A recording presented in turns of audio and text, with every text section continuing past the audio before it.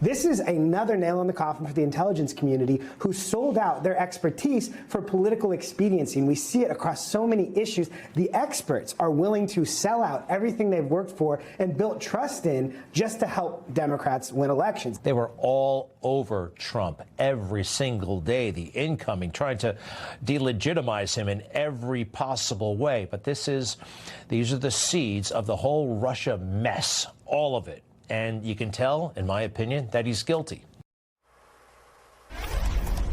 This is just a little bit of what it looks like on the other side of the information spectrum when folks are desperate to talk about just about anything other than Donald Trump's plunging approval rating over his handling of the economy and immigration, and especially Jeffrey Epstein.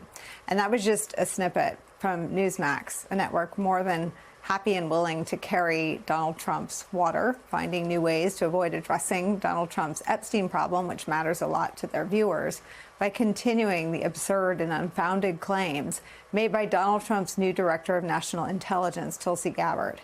Claims that go something like this: that former President Barack Obama and members of his intelligence team committed acts of what they call treason regarding the handling of intelligence about Russia trying to meddle in the 2016 election. Joining our conversation is New York Times investigative reporter, MSNBC national security reporter Mike Schmidt, and former top official at the Department of Justice, MSNBC legal analyst Andrew Weissman. Mike, this is the topic of the Daily today on the New York Times, and I wonder if you can take us through how they are navigating the fact that Marco Rubio, who has at least 2 or 3 jobs in the Trump cabinet, is the author of the most damning report on Trump's ties to Russia. Well, they don't really obviously talk about that. You're talking about the Senate Intelligence Committee report that was released in the final weeks before the 2020 election. And of the reports about Trump's ties to Russia, it is one of the harshest by far. It includes a lot of things that go far beyond what the Mueller report said, and it really not only backs up what the intelligence community did under the Obama administration, but it shows the larger connections between Trump's orbit and Russia, and dating back not just from the 2016 election. In looking at what the Trump administration has done in the past few weeks, the most significant thing that I saw was this gap. And there's a massive gap between what these intelligence officials claim is in these documents that they are releasing publicly and what they actually say.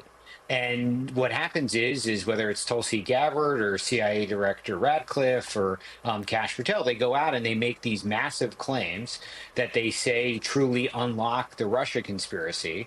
And, they're hoping, apparently, at least it looks like that their supporters aren't going to go and read the actual materials that they're putting out. But when you read them and study them and look at them, they're not what they claim to be. But at the same time, they're making massive claims, Tulsi Gabbard making claims of treasonous criminality by Obama and his intelligence community officials, but not doing that based on anything that really moves the ball in terms of proving that conspiracy.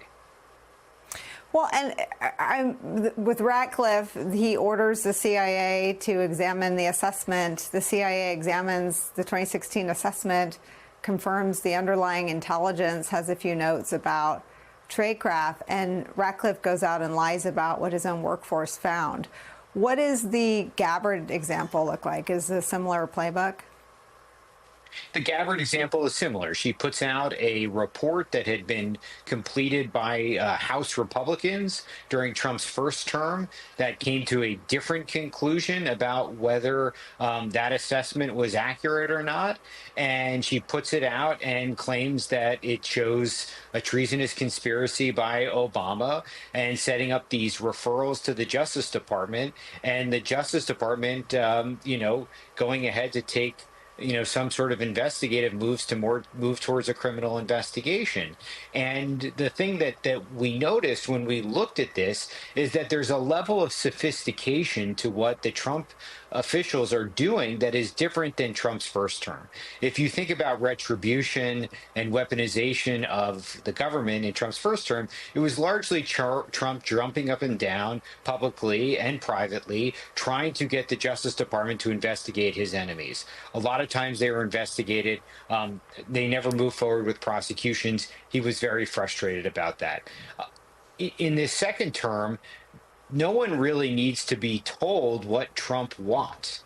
It is pretty clear what Trump wants, and the officials that he has working for him are of the same mind. They all see the world the same way. And what we see them doing is moving the ball around the court and teeing each other up differently, to get them to some sort of criminal investigation. You have the intelligence community taking the fruits of what it does, or whatever classified stuff that it has, declassifying it, sending referrals to the Justice Department, and putting the department in a place to go forward and say, okay, we are looking at this, and using the specter of criminality to examine Trump's foes, the original foes like Obama, Brennan, and Comey.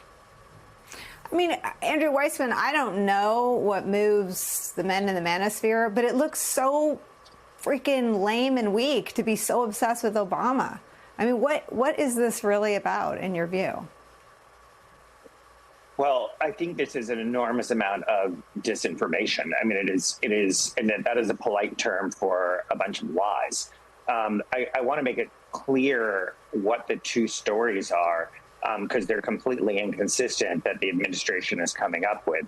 The first is that Obama changed deliberately the intelligence because Russia did not, in fact, interfere in the 2016 election. That's the claim. And what they use for that is statements that the intelligence community found that although Russia actually had a huge troll farm trying to win the election for Donald Trump and against Hillary Clinton, although they hacked into the DNC and released damaging emails at opportune times for the Trump campaign and against Hillary Clinton, they said the intelligence was that the Russians, although they tried to get into actual election voting machines, did not do that. And Tulsi Gabbard has taken that last statement out of context to say, see, they knew that Russia didn't meddle. That is just false and misleading. That's step one. The second and inconsistent position is that they say that the Russians did meddle, but all they wanted to do is just interfere in general with and so dissent in general and distrust, but not for or against any particular candidate. That is also false, and you can read in black and white, whether it's in the Mueller indictments, whether it's in the Senate Intel report, that they are explicit in black and white. It's not something that is subject to sort of opinions. It is absolutely one-sided on this. And so this is just really a disinformation campaign for its base.